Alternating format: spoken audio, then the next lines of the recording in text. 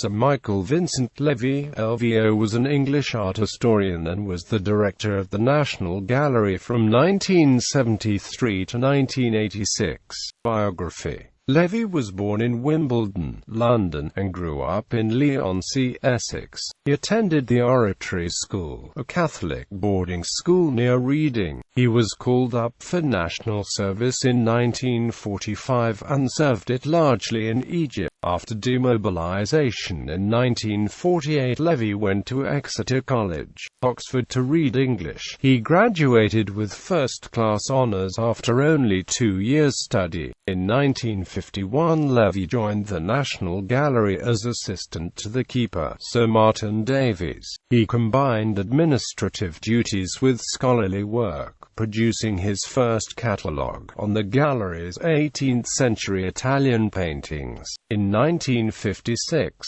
in the 1960s, affordable art books with color reproductions for the general reader began to appear, and Levey was commissioned to write an overview of Western painting for Thames and Amp Hudson's World of Art series. The resulting book, A Concise History of Painting, From Giotto to Cézanne, remains a classic overview of European art history from the introduction of perspective in Italy to the beginnings of modern art at the start of the 20th century. From 1963 to 1964, Levey was Slade Professor of Fine Art at Cambridge University. His lectures were published as From Rococo to Revolution in 1966. The Early Renaissance, written a year later, is considered another milestone in popular art publishing, and was the first non-fiction work to win the Hawthornden Prize for Literature. Levey became deputy keeper of the National Gallery in 1966,